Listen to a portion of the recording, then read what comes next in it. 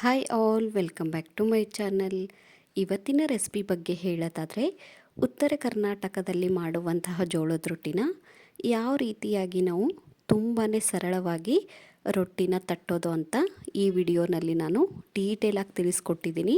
ಹಾಗೆಯೇ ನಾನು ಫಾಲೋ ಮಾಡುವಂಥ ಕೆಲವೊಂದಿಷ್ಟು ಟಿಪ್ಸ್ ಮತ್ತು ಟ್ರಿಕ್ಸ್ಗಳನ್ನು ನಿಮ್ಮೊಟ್ಟಿಗೆ ಶೇರ್ ಮಾಡ್ಕೊತಿದ್ದೀನಿ. ಹಾಗಿದ್ರೆ ಬನ್ನಿ ರೆಸಿಪಿನ ಸ್ಟಾರ್ಟ್ ಮಾಡೋಣ. ಹಾಗೆಯೇ ಏನೆಲ್ಲ ಟಿಪ್ಸ್ಗಳು ಅಂತ ನೋಡೋಣ. ಮೊದಲಿಗೆ ನಾನಿಲ್ಲಿ ಒಂದು ಪಾತ್ರೆನ ತಗೊಂಡಿದ್ದೀನಿ. ಇದಕ್ಕೆ 1 ಬೌಲ್ ಆಗುವಷ್ಟು ನಾವು ನೀರನ್ನ ಸೇರಿಸ್ಕೊಬೇಕಾಗತ್ತೆ. ಹಾಗೆಯೇ ನಾವು ಇದನ್ನು ಕುದಿಯೋಕ್ಕೆ ಗ್ಯಾಸ್ ಮೇಲೆ ಇಟ್ಕೊಳ್ಳೋಣ. ಈ ಕಡೆ ನಾವಿಲ್ಲಿ ಯಾವ ಬೌಲಿಂದ ನೀರನ್ನ ತಗೊಂಡಿದ್ನೋ ಅದೇ ಬೌಲ್ ಅಳತೆಯಲ್ಲೇ ನಾನಿಲ್ಲಿ 3 ಬೌಲ್ ಆಗುವಷ್ಟು ಜೋಳದ ಹಿಟ್ಟನ್ನ ಸೇರಿಸ್ಕೊತಾ ಇದ್ದೀನಿ.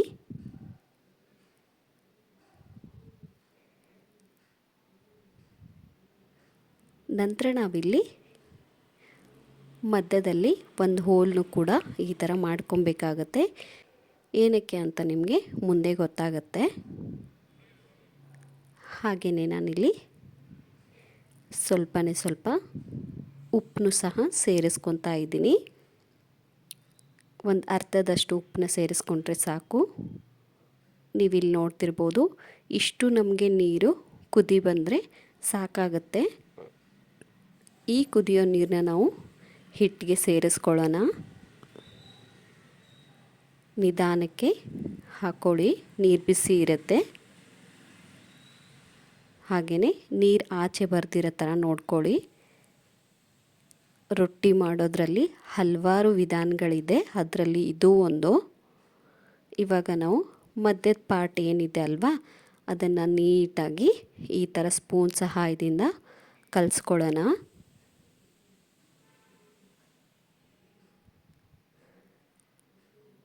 ಇದಕ್ಕೆ ನಾವು ಜಿಗುಟು ಅಂತ ಕರಿತೀವಿ. ಇದು ಜಾಸ್ತಿನೂ ಆಗಬಾರ್ದು, ಕಡಿಮೆನೂ ಆಗಬಾರ್ದು. ನಾನು ಅದಕ್ಕೆ ನಿಮಗಿಲ್ಲಿ ಅಳತೆನ ತೋರಿಸ್ತಾ ಇದ್ದೀನಿ. ಹಾಗೆಯೇ ನಾವು ಇದನ್ನು ಈ ಥರ ಕ್ಲೋಸ್ ಮಾಡಿ 1-2 ನಿಮಿಷ ಹಾಗೆ ಬಿಡೋಣ. ನಂತರ ನಾವು ಬಿಸಿ ಇರೋವಾಗಲೇ ಈ ಥರ ಹಿಟ್ಟನ್ನ ಕಲಿಸ್ಕೊಬೇಕಾಗತ್ತೆ. ಮೊದಲಿಗೆ ನಾವಿಲ್ಲಿ ಯಾವುದೇ ರೀತಿಯಾದ ನೀರನ್ನ ಸೇರಿಸ್ಕೊಳ್ಳೋ ಅಗತ್ಯವಿರಲ್ಲ. ಬಿಸಿ ಇರುತ್ತೆ. ನಿಧಾನಕ್ಕೆ ಹಿಟ್ಟು ಹಾಗೆ ನಾವು ಹಾಕಿರುವಂಥ ನೀರು ನೀಟಾಗಿ ಮಿಕ್ಸ್ ಆಗಬೇಕು, ಆ ಥರ ನೋಡ್ಕೊಳ್ಳಿ. ನಂತರ ನಾವು ಸ್ವಲ್ಪನೇ ನೀರು ಹಾಕ್ತಾ ಚೆನ್ನಾಗಿ ಹಿಟ್ಟನ್ನ ಕಲಿಸ್ಕೊಳ್ಳೋಣ. ನಿಮಗೆ ಎಷ್ಟು ಕಡಿಮೆ ನೀರಾಗುತ್ತೋ ನೀವು ಅಷ್ಟು ಕಡಿಮೆ ನೀರನ್ನ ಸೇರಿಸ್ಕೊಂಡು ಚೆನ್ನಾಗಿ ಹಿಟ್ಟನ್ನ ಕಲಿಸ್ಕೊಳ್ಳಿ.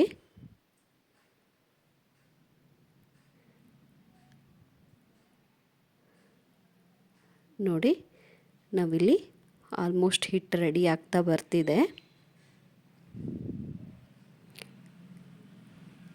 ಈ ಥರ ನಮಗಿಲ್ಲಿ ಫ್ಲೋರ್ಗೆ ಯಾವುದೇ ಹಿಟ್ಟು ಇರ್ದಿರೋ ಥರ, ಅಂಟದಿರೋ ಥರ ನೋಡ್ಕೊಳ್ಳಿ. ಇವಾಗ ನನಗಿಲ್ಲಿ ಆಲ್ಮೋಸ್ಟ್ ಹಿಟ್ಟು ರೆಡಿಯಾಗಿದೆ. ಸ್ವಲ್ಪ ಗಟ್ಟಿ ಅನಿಸ್ತಿದೆ. ತಿರ್ಗಾ ನಾವು ಸ್ವಲ್ಪ ನೀರು ಹಾಕ್ತಾ 2 ಕೈ ಸಹಾಯದಿಂದ ನೀಟಾಗಿ ಕಲಿಸ್ಕೊಳ್ಳೋಣ. ಮೇನ್ ನಾವು ಎಷ್ಟು ಚೆನ್ನಾಗಿ ಹಿಟ್ಟನ್ನ ಕಲಿಸ್ಕೊತೀವೋ ಅಷ್ಟು ಚೆನ್ನಾಗಿ ನಮಗೆ ರೊಟ್ಟಿ ಸಾಫ್ಟಾಗಿ ಬರುತ್ತೆ. ಅದಕ್ಕೆ ನಾನು ಹೇಳಿದೆ, ಸ್ಟಾರ್ಟಿಂಗಲ್ಲಿ ನೀರು ಜಾಸ್ತಿ ಹಾಕ್ಕೊಳ್ಳೋಕೆ ಹೋಗಬೇಡಿ. ಈ ಥರ ನಾವು ಕಲಸಿದ ನಂತರನೂ ಕೂಡ ಸ್ವಲ್ಪನೇ ನೀರು ಹಾಕ್ತಾ ಚೆನ್ನಾಗಿ ಹಿಟ್ಟನ್ನ ಕಲಿಸ್ಕೊಳ್ಳಿ. ನೋಡಿ, ನಮಗೆ ಹಿಟ್ಟು ರೆಡಿ ಆಯಿತು. ಇಷ್ಟು ಸಾಫ್ಟ್ ಆದರೆ ಸಾಕಾಗತ್ತೆ. ನಾನಿಲ್ಲಿ ಟೋಟಲಾಗಿ ನೀರನ್ನ 1 ಬೌಲ್ ಅಳತೆಗೆ ನೀರನ್ನ ತಗೊಂಡಿದ್ದೆ. ಅದರಲ್ಲಿ ಅರ್ಧದಷ್ಟು ಬೌಲ್ನ ನೀರನ್ನ ಯೂಸ್ ಮಾಡ್ಕೊಂಡಿದ್ದೀನಿ. ಇವಾಗ ರೊಟ್ಟಿ ತಟ್ಟೋದನ್ನು ನೋಡೋಣ. ತಿರ್ಗಾ ನಾನು ಫ್ಲೋರ್ಗೆ ಸ್ವಲ್ಪ ನೀರನ್ನ ಸೇರಿಸ್ಕೊಂಡು ಕಲಸಿಟ್ಟಿರುವಂಥ ಹಿಟ್ಟಲ್ಲಿ ಸ್ವಲ್ಪ ಹಿಟ್ಟನ್ನ ತಗೊಂಡು ತಿರ್ಗಾ ನಾವು ಚೆನ್ನಾಗಿ ಕಲಿಸ್ಕೊಂಡು ಈ ಥರ ಉಂಡೆನ ಮಾಡ್ಕೊಳ್ಳಿ. ಹಾಗೆಯೇ ಅಂಚಲ್ಲಿ ಯಾವುದೇ ರೀತಿಯಾದ ಕ್ರ್ಯಾಕ್ಸ್ ಇರ್ದಿರೋ ಥರನೂ ನೋಡ್ಕೊಳ್ಳಿ. ನಮಗೆ ರೊಟ್ಟಿ ತಟ್ಟಕ್ಕೆ ಈಸಿ ಆಗುತ್ತೆ, ರೊಟ್ಟಿನೂ ಬೇಗ ಹರಿದೋಗಲ್ಲ. ನಂತರ ಸ್ವಲ್ಪ ಒಣ ಹಿಟ್ಟನ್ನ ಸೇರಿಸ್ಕೊಂಡು ರೊಟ್ಟಿನ ಅದ್ರ ಮೇಲಿಟ್ಟು ನಿಧಾನಕ್ಕೆ ತಟ್ತಾ ಹೋಗೋಣ. ನೋಡಿ, ಎರಡು ಕೈಗೆ ತಿರ್ಗಾ ನಾನು ಒಣ ಹಿಟ್ಟನ್ನ ಸೇರಿಸ್ಕೊಂಡು ಇವಾಗ ನಾವು ಬಲಗೈಲಿರೋ ಬೆರಳನ್ನು ಮಾತ್ರ ಯೂಸ್ ಮಾಡ್ಕೊಳ್ಳೋಣ. ಅದು ನಮಗೆ ರೊಟ್ಟಿ ದೊಡ್ಡದಾಗಕ್ಕೆ ಹೆಲ್ಪ್ ಮಾಡುತ್ತೆ. ಹಾಗೆಯೇ ಎಡಗೈ ಕಿರು ಬೆರಳು ನಮಗೆ ಯಾವುದೂ ಕ್ರ್ಯಾಕ್ಸ್ ಬರ್ದಿರೋ ಥರ ನೋಡ್ಕೊಳ್ಳುತ್ತೆ. ನೋಡಿ, ನಿಧಾನಕ್ಕೆ ನಾವು ಕಿರು ಬೆರಳಿಂದ ರೊಟ್ಟಿನ ಹತಕ್ತಾ ಹಾಗೆಯೇ ಬಲಗೈ ಬೆರಳಿಂದ ರೊಟ್ಟಿನ ತಿರುಗಿಸ್ತಾ ಹೋಗಬೇಕಾಗತ್ತೆ. ನಿಧಾನಕ್ಕೆ ರೊಟ್ಟಿ ಕಿರು ಬೆರಳಿಂದ ಹತ್ತಕ್ತಾ ಹೋಗಿ ಹಾಗೆಯೇ ಬಲಗೈ ಬೆರಳಿಂದ ರೊಟ್ಟಿನ ತಿರುಗಿಸ್ತಾ ಹೋಗಿ. ನೋಡಿ, ನಾವು ಬೆರಳನ್ನು ಯೂಸ್ ಮಾಡೋದ್ರಿಂದ ರೊಟ್ಟಿ ನಮಗೆ ಬೇಗನೆ ದೊಡ್ಡದಾಗತ್ತೆ. ನಿಮಗೆ ಕೆಳಗಡೆ ರೊಟ್ಟಿ ಅಂಟ್ತಾ ಇದೆ ಅಂದರೆ ತಿರ್ಗಾ ನೀವು ಸ್ವಲ್ಪನೇ ಒಣ ಹಿಟ್ಟನ್ನ ಸೇರಿಸ್ಕೊಂಡು ಈ ಥರ ರೊಟ್ಟಿನ ತಟ್ತಾ ಹೋಗ್ಬೋದು. ನೋಡಿ, ನಾನು ಮಧ್ಯೆ ಒಣ ಹಿಟ್ಟನ್ನು ಕೂಡ ಸೇರಿಸ್ಕೊತಾ ಇದ್ದೀನಿ. ಕೆಳಗಡೆ ರೊಟ್ಟಿ ಕೂಡ ಅಂಟಲ್ಲ. ಇವಾಗ ಎರಡು ಕೈ ಸಹಾಯದಿಂದ ರೊಟ್ಟಿನ ಇನ್ನೂ ದೊಡ್ಡದು ಕೂಡ ನೀವಿಲ್ಲಿ ಮಾಡ್ಕೊಬಹುದು.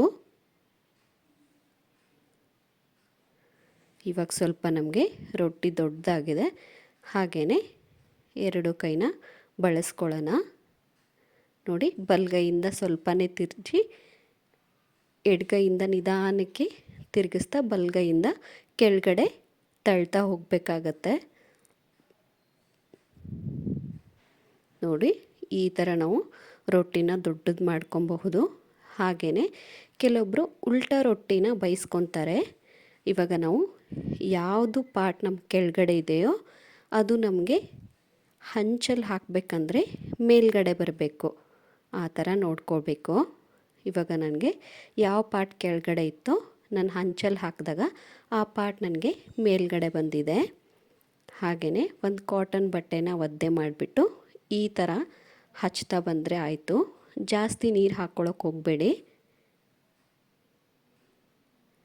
ನೋಡಿ, ಇಷ್ಟು ಹಚ್ಚಿದ ನಂತರ ನಾವಿಲ್ಲಿ ಒಂದು 2 ನಿಮಿಷ ಹಾಗೆ ಬಿಟ್ಟು ಸ್ವಲ್ಪ ಹಸಿ ಆಗಿರೋವಾಗಲೇ ರೊಟ್ಟಿನ ತಿರ್ಚಿ ಹೈ ಫ್ಲೇಮಲ್ಲಿ ಇಟ್ಕೊಳ್ಳಿ.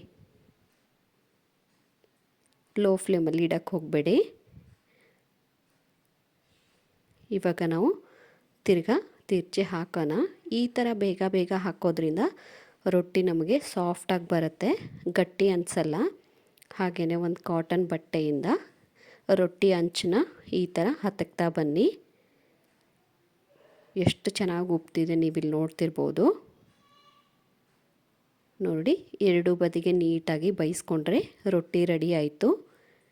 ಇದೇ ರೀತಿಯಾಗಿ ನಾನು ಎರಡನೇ ರೊಟ್ಟಿ ಕೂಡ ಮಾಡ್ಕೊತಾ ಇದ್ದೀನಿ. ತುಂಬಾ ಈಸಿಯಾಗಿದೆ. ಈ ಥರ ನೀವೇನಾದರೂ ಸ್ಟೆಪ್ ಫಾಲೋ ಮಾಡಿದರೆ ನೀವು ಬೇಗನೆ ರೊಟ್ಟಿನ ತಟ್ಟೋದನ್ನು ಕಲಿಬಹುದು. ಈ ಥರ ಮಾಡೋದ್ರಿಂದ ನಿಮಗೆ 2-3 ದಿನ ರೊಟ್ಟಿ ಇಟ್ಟರು ತುಂಬಾ ಸಾಫ್ಟಾಗಿರುತ್ತೆ, ಗಟ್ಟಿ ಕೂಡ ಆಗಲ್ಲ.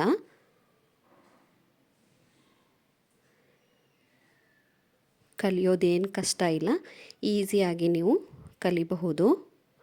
ನೋಡಿ, ನಾನಿಲ್ಲಿ ಇಷ್ಟು ರೊಟ್ಟಿನ ಮಾಡಿದ್ದೀನಿ. ತುಂಬಾ ಸಾಫ್ಟಾಗಿ ಬಂದಿದೆ.